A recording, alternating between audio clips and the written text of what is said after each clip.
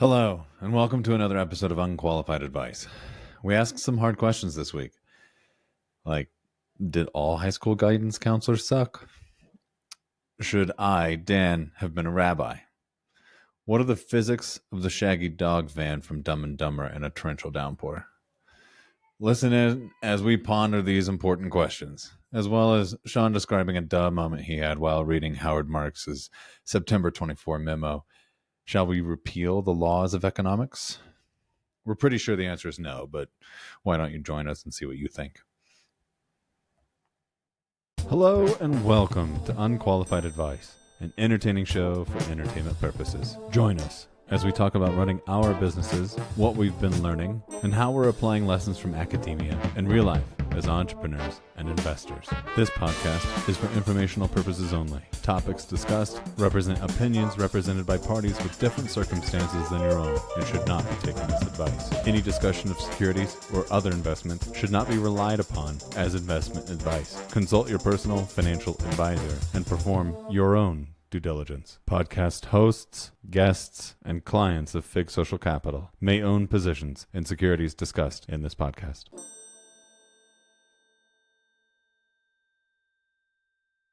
Like stuck with me other than it was just like duh. Well, I felt like one of Howard Marks's recent letters was a little bit like that. I mean, it was just sort of like painting the picture of, well, we've had 14 plus years of declining or zero interest rates. Yeah. And so you have young, people like me who basically my entire professional career has been in this environment, right? Like I enter it with a huge market crash, economic crash, right? Like the closest thing we've had to the Depression. I don't feel like that's overblowing it for how some people experienced it.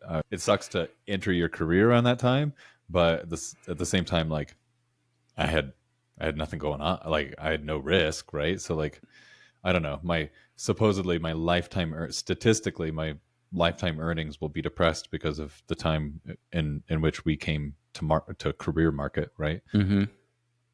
But anyway, then that leads to a huge stimulus. Some would argue not big enough. Some would argue too big. Just, say that again? Some would argue too big. Some would argue that, but like the recovery was like 10 years long. Could have been a lot shorter. Slow and steady, that's for sure. Yeah, which you can't. These are examples of one, and then it'll never actually replay the same way again, right? And COVID stimulus was too big, but we didn't know that going in. Yeah, whatever. I don't know. People, it's like way easy to be a critic on these things. Yeah. But anyway, his like whole letter was just like, well, this is what did he call it? Not a step change, but like sea change. Sea change. That was his term for it, right? And I read the thing and I'm like, duh, makes sense. But like somehow the way he puts it, when he puts it, because when he did it, people are still sort of wrestling with like, what is this and what does the future look like, right? And he just kind of plainly put it. So can you give a summary of the duh in the more recent letter? Yeah, I can. All right. Actually, have we hit record? Okay, good. Wonderful. Hello, listeners. Whatever. Just run with it. All right. For me, what kind of some of the duh was talking about basically policies being presented by both sides during this election that are for them to work or for them to basically have the intended effect. The fundamental laws of economics just break. Like what they're saying is not possible. Finally, someone says it.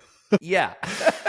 I mean, this is populism to the core, right? Like, just study almost any other government that has collapsed, and it's like you tried to please people too much. You just pandered. Yeah. Yeah. So talking about like the arguments around price gouging, and if you look at the actual margins of publicly traded grocery chains, their gross margins are percentage points.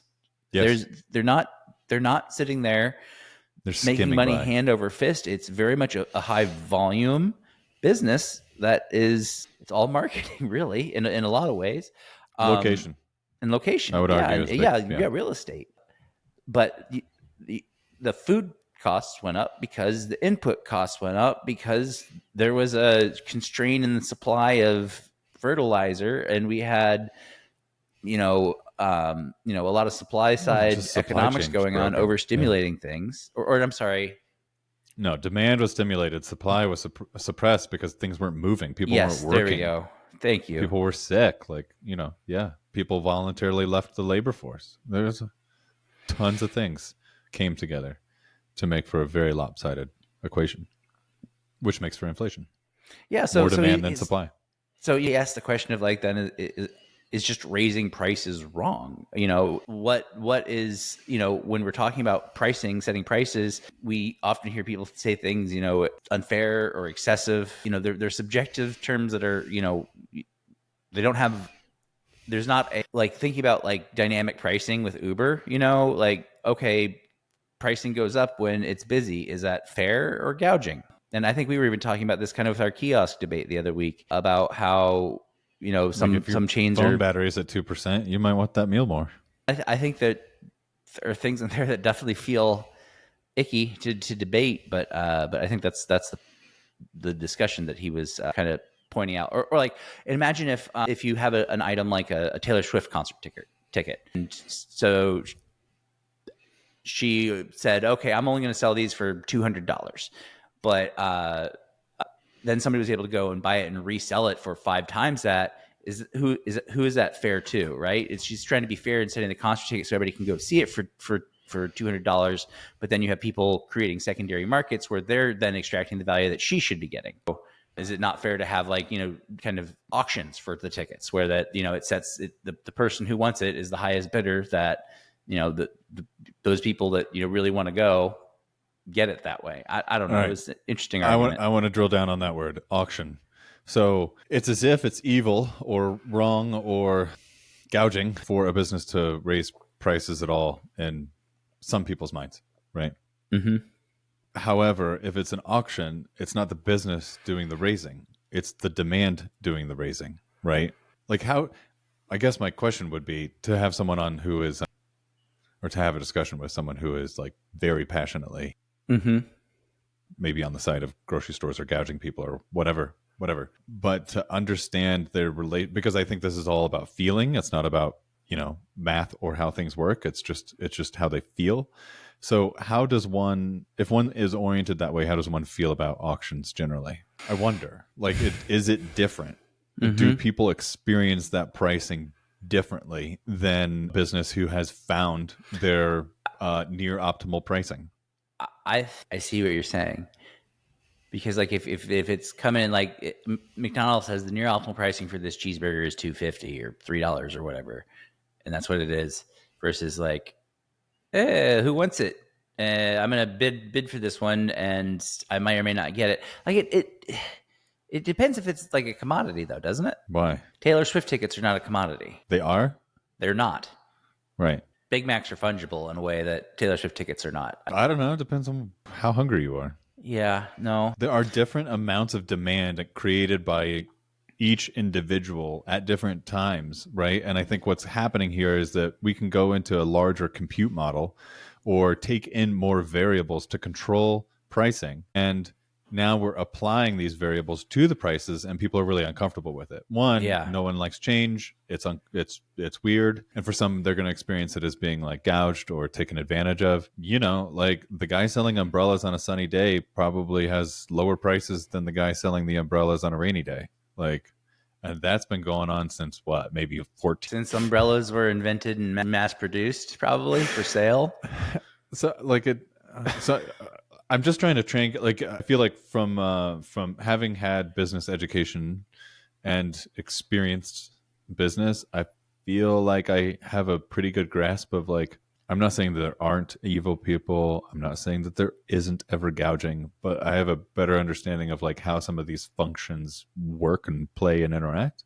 And for those that don't, and they just experience it, and therefore their whole orientation towards how these things work is an emotion or feeling, I'd like to wrap my head around that more, or like speak to myself in the past. Because I know, like, if I just think about myself, right? Take me back to, I don't know, poor 20-year-old college kid. Like, Yeah, I probably would have been pretty pissed off at Uber surge pricing. Yeah.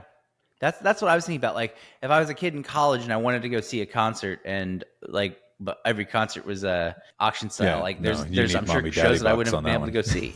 Yeah. Like some of it for is sure. I'm you got to get there early in line to get the tickets because they're gonna go. Yeah, but you had to buy tickets in person, and people would Yeah. scalp them. Yep. So the same exact dynamics existed. I just think there's a lot more money these days. Yeah. Yeah. They've just captured that, taking it off the streets with the scalping, which I'm okay with. Honestly, I use the resale sites every once in a while, like StubHub or what have you. I don't know. I mean, like, so, I know things do get marked up and resold even still, but I don't have a problem with it. I really don't. I just end up looking at those things going, well, not for me. Yep. Yeah, exactly. If you're priced out, you're priced out, right? I'm priced out. I'm priced out. Yeah. No, I'm not. There's not a Ferrari in my driveway. Even if I had the money, I probably wouldn't buy one. But you know what I mean? Like, am I walking around going like, it's just not fair? Ferrari is price gouging on their new $800,000 whatever, right? Like, no, that's their pricing power. And I'm never going to be there. Yeah.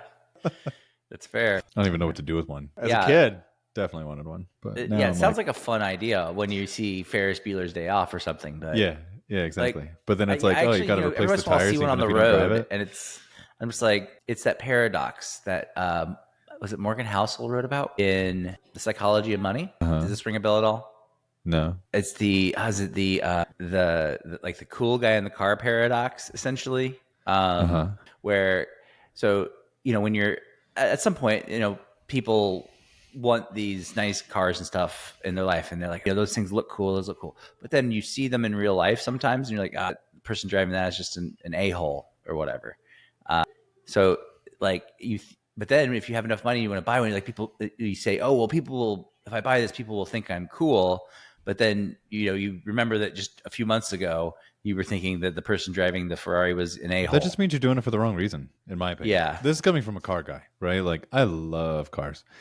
It is a bad thing, and I don't recommend it to anyone. But like, if you're doing it for others, yeah, that's immediately where you went wrong. It doesn't matter if you're buying like a $1,000 old beat up rusty VW Bug because you think that's what people should see you in, or if you're doing it with a Bentley. If you want to be seen in it, if you're doing it for others, you've already gone off the ramp there. That's a very, very good point. It's a hell of a good point. You love it, and you get in the car, and it brings you joy, and the problems it brings you bring you some amount of joy. Then welcome to being a car person. Yeah, a much simpler way of saying what I said before. The man in the car paradox is the idea that when people see someone driving an expensive car, they think, if I had that car, people would think I'm cool instead of that person's cool, which, on the nose. Yeah. Again, you're doing it for external validation. Yeah. Yeah. So it's never going to give you that. If you're doing it for that reason, you'll feel empty. You're it might give you some attention, but then this is my personal opinion here. I think what it could quite easily end up being is that it depends on the car, right? If you get like a 1990 Lamborghini Countach, just pretty much everyone is going to probably like point, walk up to you, talk, or whatever. It's like that car is so obnoxious and crazy that people are going to want to come up and see it. But if you have some sort of sleeper car that is really respected by car people, I mean, if you're doing it for external validation, you probably wouldn't want to buy one of those anyway. But you're going to get people to come up. They're going to want to talk to you, and they're going to know like the size of the air filter. Like people have encyclopedic knowledge of around certain things that they love. And if you're doing it for external validation, you're going to be like, oh, I don't know, it's purple and I drive it. And then that cool factors are like gone again because they're going to be like, oh, you don't even care. So what you're saying is, if you want the attention, you should really just buy the Oscar Mayer Wienermobile. Yeah, that is a very good idea, actually. Probably also is difficult to maintain. Yeah. Probably harder. You drive that around national parks, you're going to have a good time. You get a lot of hop-ons. Or if you could get one of those, like the Shaggy dog from Dumb and Dumber. Yeah. That would be good. How much do you how many you think that thing gains 1,000 pounds in the rain? Let's think about that. So The engineer goes to imagine work. it's 2 inches thick over the surface area of the car. I mean, it was pretty shaggy. Average surface area of van, 110 square feet. Does that include undercarriage? Does that maybe? But let's just assume that there's fur down there that's getting wet. 2 inches. Hold up. How do I do this? This is boring, but I'm enjoying this thought All experiment. right, you get your answer, and then I got 2 other things. Okay. Water is 8 pounds a gallon. Yeah, exactly. A pint's a pound the world round, as they say. Oh, okay. 137 gallons. Yeah, it's awful close to 1,000 pounds. 137. Guesstimation machine over here working all right. Yeah, that's not right.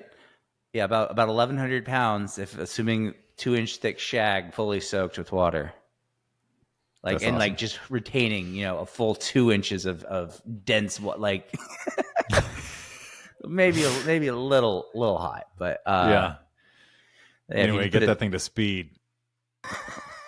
get it fluttering, Oh yeah, you'd have to increase your stopping distance in the rain, by an extra, even more. Even turning, you're gonna be top heavy. Okay, well that was no doubt it was a dumb idea. All right, well what you got next? Okay, well I'm gonna tie back to the pricing discussion.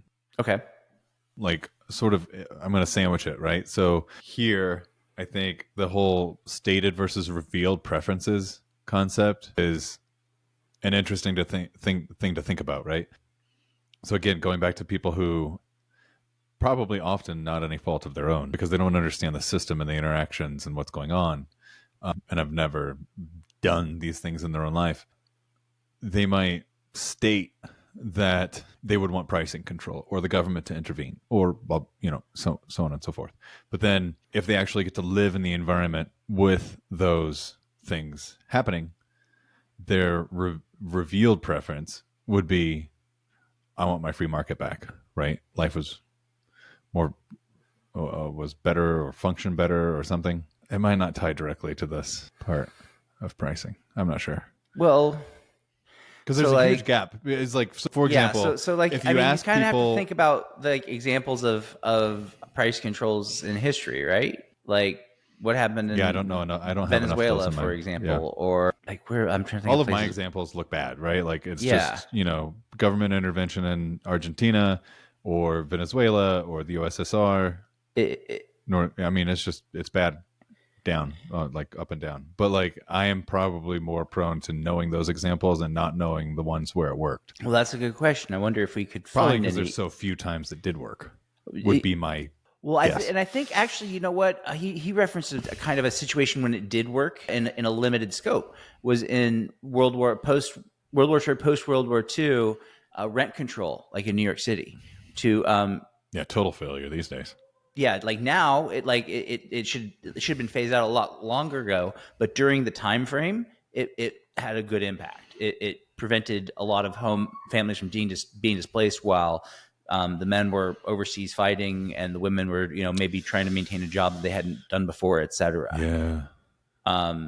So there are situations where I think on a time scale it makes some sense. But again, it depends. In that situation, there's not an ongoing cost of the ownership of an apartment that is driving up. So but if you're producing a good, growing an ear of corn and your fertilizer and seed costs change, then you might as well plow the field under certain pricing.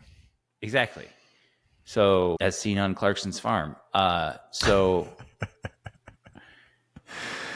I think scope where any price controls work has to be limited time horizon for specific, in response to specific economic events or crises. Or I was going to say that's where I'd lean. Crises. There has to be some sort of economic or functional crisis that affects the economy, but it may not be an economic crisis. Right? Yeah, exactly. Or would be some sort of exogenous thing that's going to hit the economy, and you're trying to protect families. I very much agree with that. Yeah. But to do it in our world today, or I shouldn't say our world, there are places, but our country today, that doesn't anyway. So I find the stated versus revealed preference thing kind of endlessly fascinating when you apply it to different areas, right? Like if you ask people, do they want more or less social media in their lives? They'll almost always report less, but then what do they actually do with their time? It's Yeah. always more. So Yeah. yeah, these things are all very interesting to me. So And yeah, I think about that, like, also in terms of like how I'm thinking about when I say I'm going to do something in my behavior, like, oh, I want to do more of that one thing or work more on that one project. Do I make time for that project? Do I just say I want to do that? Like, it's like, oh, the end result of that seems awfully cool. stated I versus want to do revealed. that. Yeah. But then, man, that's going to be boring sitting there working on that for all that. And it's aspirational versus achievable. I don't know. Or Yeah, I don't know what actionable. word. Yeah.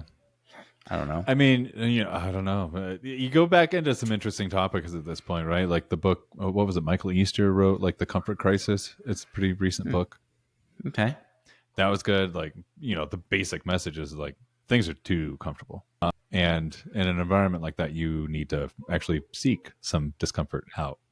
But, I think that's just so broadly applicable. And I think he addresses some of it in the book of just like, if you want to go somewhere in life, you're going to have to do hard things. Things are going to be uncomfortable sometimes, right? Like, and if you just like take the easiest route at every fork on the road, you're not going to go that far. Like, you might not have a bad life. I mean, the economy is pretty strong. Like, our country is, pretty prosperous. You can do all right. But if you want to go places, trying hurts, and often that's what you ought to do, even though it's not easy. I think that's the old adage of it's the journey, not the destination. And that when you're thinking about these things, you should Process think over about goals. what parts of the process of getting to that goal am I going to enjoy, and think of goals and where there's things along the process along that path that you can tolerate, at least, if not I enjoy. think there's one thing from Naval. It's like something along the lines of like, if there's something hard that you enjoy that other people really dislike, try to center your career around that, right? Because you won't get tired of it, and everyone, 99% of all other people dislike that process, task, whatever, and so you can build yourself a great little niche right there. And I think it's wise advice, especially if you're kind of like at the beginning of the career, kind of lost on like, what do I do? It's like, think about all the things that you're good at and that you like to do that other people don't. Okay, now I love that as a theory. Actionably, though, I can't imagine that it's a difficult thing to do. Like, if it was easy to do, I feel like guidance counselors would be a lot more effective in helping people find the things that, like, what parts of a process do you enjoy, or work that you enjoy that make you fit for good careers. I've seen, like, I don't know, I'm not that I've had a particular good experience with one or not. I don't think I've actually really visited one. Our high school didn't have very good ones, in my opinion. Yeah, but it, pretty generic quizzes about, you'd be maybe a chef or something, and it's like, well, would you or would you not? Rabbi was one of the top results for years on all the tests I took. I don't know how one becomes a Specifically rabbi. a rabbi. Yeah, if you're not Jewish, but Interesting. So it didn't say clergy; it said rabbi. Yeah, that's what I'm like. So is it actually saying go ahead and convert? Like, I don't know. Maybe that's why I moved to New York and had such a great time there, and worked with so many. I was like arm in arm with so many. I don't know. I did enjoy it out there, and I like the culture. So maybe it actually wasn't a bad test. I'm not sure, but I always found that hilarious. I don't know. I kind of want to go take one of these tests now and see what it would tell me today. That test. I don't want to go like find the modern one. I want to find that test and take it. Yeah, that's true. Yeah, it needs to be on like a black and green letter screen, because that's how old I am. The IBM. Yeah. Wait, no. Would have been 386 or something. Yeah. Yeah. I'd be tempted to play Number Munchers. Yeah. Hold on. Do you know anything about Power Pete? No. Oh man, it's Power Pete. Searching. There was a game, and when I describe it, Shell's like, "Oh yeah, that was Power Pete." And then, I mean, it's been a couple years since I went down the Google rabbit hole, but like, I can't find Power Pete. You think someone would have like ported it over? Really, you did? Well, no, I mean, I just found it on like Googling it, like seeing like the media of it. What system was it on? Mac? Yeah, why shouldn't you be able? You should be able to get a copy of this. I'm happy to see this. This is not the book I was thinking of, or not the game I was thinking of. So the search goes on for the actual title game you were of this thinking of? game that I really loved. And What was it? Describe it. Maybe I'll remember the game. I mean, it was all brown. The character was brown. The landscape was brown. They had different shades of brown. And I don't know. It felt like a precursor to Mario. Like you kind of like you move through this 2D space and I don't know, collect stuff, do stuff. It's a real weak memory for me, but I remember loving that game. And there's another part of me that's like, I should not ever have access to this game because it'll ruin like what memory I have of it. You know probably what I mean? probably going to be massively. It's probably sounds like it was an MS DOS prompt game or something. Yes, 100%. Yeah. Yeah, I wonder. Yeah, I'm surprised. I bet there's like an old library of those games you could go download somewhere. Just that'd be kind of a hoot.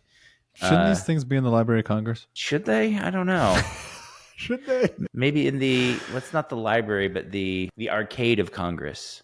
Mm-hmm.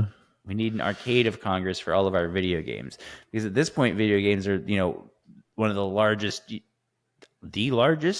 I believe, in terms of spend of consumed media, right? Yeah, I don't know. I was just listening while I was mowing today. I was listening to this book. I forget the exact title. I just lost it. What were you talking about? The size of overall video game sales, like relative to other media. Right. Like I feel like it's like he gave it's the grown number a lot recently. He gave the number of like annual sales of all athletic wear. Okay. Versus books, and it's a real sad ratio because half those athletic clothes aren't getting used for athleticism. Oh, that's funny. Yeah. Okay, so and then this other thing that I wanted to tie it into, and I don't know how well I'm going to be tying these things together, but like, so you've got this idea of pricing and our relation, and people's relationship with how pricing can change, and we've been in an environment where pricing hasn't really changed much. And many of the things that people like to buy have gone down in price. That does not include healthcare and education and childcare. Things like TVs and computers and, little gadgets and all that kind of stuff has come down in pricing, like just incredibly over our lifetimes. So, I mean, I forget the exact math, but like what wasn't the Mac in 1984 was selling for like 10 grand or something like that in $1984. Yeah. I mean, can you imagine going to the store and being like, yeah, I'm ready to lay down 40 grand on a computer, right? There was somebody showed this it was a meme online of an old RadioShack ad, and it was like everything on the page for this RadioShack ad, you add it up, cost like $4,500 or $5,000, and they're like, this all fits on your phone, and there's a lot more that it can do on top of it. Yeah, but yet people are bitching about spending $1,000 on a new phone every 2-3 years. Yeah, it's like you're getting a bargain deal. You not just $4,500, not $4,500. Yeah. Calculator, all these things. Anyway, so we got the pricing and sort of our, the difficult relationship and balances that exist, especially once change starts occurring. And we're in that environment of change, right? Like we had a little spike in inflation and it's come back down, thankfully. But rates have changed considerably in order to try to control that inflation. And now we're going to see things ripple in the economy a little differently, right? Like I feel like it's going to be the same as COVID in the sense that there were some very, very acute hurts. And now, like with rates up, there are going to be some acute hurts. And now that it's coming back down, it takes time for all these things to shuffle out. And then we talked about stated and revealed preferences a bit and how I just think it's a general good rule to keep in mind as you navigate the world and also kind of check in with yourself, right? On, how you feel versus your actual relationship and your actual lived behavior and how there may be some mismatches there. So kind of check in with your self-awareness and then I move on to my favorite topic, the topic du jour of tariffs, because it seems like more and more people actually believe the narrative that this is going to hurt the people that we put tariffs upon vis-a-vis China. But really, all it does is make the consumer pay more. Because if the consumer is still willing to buy something from me that I'm having manufactured in China, and the government says you have to pay 50% more to get that product into the country, I have to pass that back on. Otherwise, I go bankrupt. So it is important and necessary. And since it is a federal thing, all of my competitors, except the direct Chinese sellers, will somehow skirt these rules and also don't pay income taxes here. All of my competitors are going to have to do basically the same thing. So prices all go up. Tariffs are inflationary and punish the U.S. consumer. The only point at which especially when you're talking about imposing a 10% across the board tariff. So that's one proposal that's been put out there by one of the candidates is a 10% across the board tariff. So if you have a tariff targeted to, say, a country, then what you can have is demand preferentially shift to another country that might be similarly low cost. So maybe only a 2% price hike of the 10 is felt because you're displacing to a maybe a slightly higher cost location, or maybe another location where they are able to start up production and maintain that cost. When you're talking about across the board, that effectively means the only place you don't have that tariff is if you manufacture it in the U.S. And guess what? Our labor rates are a lot higher, and that is going to cost more. A lot more. You can go out and buy American-made jeans right now, Dan, can't you? I remember you've bought some that you told me about. I have some. Yeah, they were like $350. How much was a pair of American-made jeans? $350. $350. Yeah, I mean, I got a pair from whatever store in the mall. It's $100. It's so a 3X rate. There you go. I mean, just one item, but it does. Yeah, I'm with you. I'm sorry I cut you off. No, you're good. You kind of went exactly where I was going to go. Like in the sense that the tariffs only do what the narrative says that they're going to do. Once they reach, it depends on every single situation. But for here, given where our labor rates are and our labor supply is, these tariffs are going to have to be absolutely astronomical in order to reach a point where it makes sense to manufacture in the U.S. And at that point, we will have gone under such incredible, unstomachable inflation in order to get there. Not bringing manufacturing back. Like we'll be sitting under 25% interest rates, trying to control the inflation before we. I mean, effectively, like if you think about it, if they just said, all right, tomorrow, 10% tariff flat on everything coming into the ports. You know what? Next month, we're all paying 10% for everything.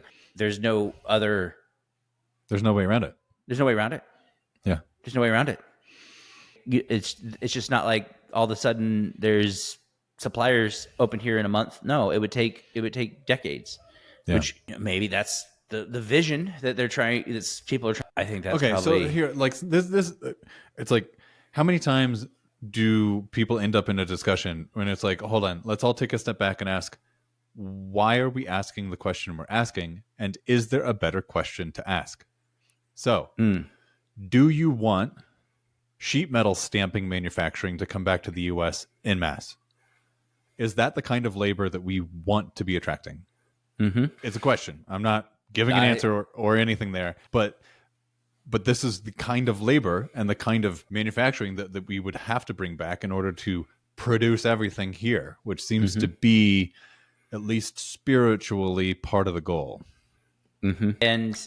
Or do you want high-end, complicated, highly specialized rubber and aerospace technology and titanium, working directly with titanium and just higher end stuff. I don't think it's like all or none. I don't think we have to decide like, there's no manufacturing in the United States. We've gone all services and financial engineering. No, you can still be a lot of manufacturing. You can still be like, there's so many different, there's so many things you can do. Yeah. And what will also happen is, again, it depends what's your goal. Is your goal to bring back manufacturing and create jobs? Well, that might be a conflict, but maybe your goal is to bring back manufacturing and have that revenue source here domestically for other reasons. Strategic national security, supply chains. So you might end up creating some higher tech manufacturing that's going to produce these things with fewer workers. Lots of robots.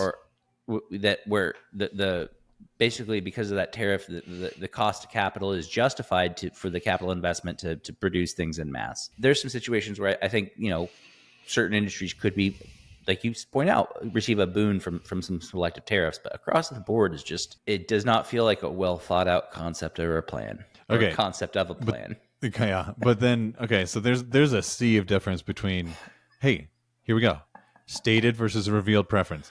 If you're a candidate, you basically need to pander in order to get into office. Mm-hmm. And then once you're there, you can be a sober person.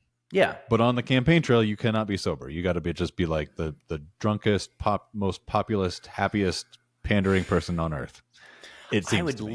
I would love if one of the candidates was just like we actually like the alcoholic Went on drunk party. history. Yeah. No, I want like there to be an alcoholic party candidate who's just like up there, just obliterated at every rally and speech and debate. Carry that person off stage after every 1 hour stump. Yeah. Yeah. Doing IV hydration on the airplane. Yeah, very much. Yeah, I think that's what really our political theater is missing, is that we just need to shine like a mirror on the fact that they might as well as be drunk babies up here for intents and purposes, because a lot of the things that are being said are just completely irrational. And, hopefully, I think everybody always kind of hopes and prays, baby, that, they'll be gridlocked. It won't be one party having everything. So that way, really, nothing will get done, but maybe just some of the most important things. So... Yeah, and I think that's the sad state of affairs, where it's like everybody just hopes that, it's so gridlocked, nobody can mess it up. Yeah, hopefully just nothing changes that much, really. That's where we're at. All right, man. This was... Yeah, different episode or different session, whatever. We fought through it. Good couple topics. Let's put a little button on this. So I guess thanks to everybody for tuning in to another episode of Unqualified Advice. Appreciate you joining. Dan, you got anything you'd like to say out to anybody out there in listening land? No, I guess what I would say is, for any listener that ever chooses to shoot us a note or whatever, I just want to state my preference that, like, if anything comes out of my mouth and it's like should be corrected, and please tell me. I want to learn. All right. Yeah, I've got some strong opinions, but they're held lightly, and I'm willing to change position. Well said. I would generally agree. Other than on my well stated preference towards Coke over Pepsi, I'm relatively flexible. Oh, so good. All right. Well, everybody have a good week. Thanks for listening.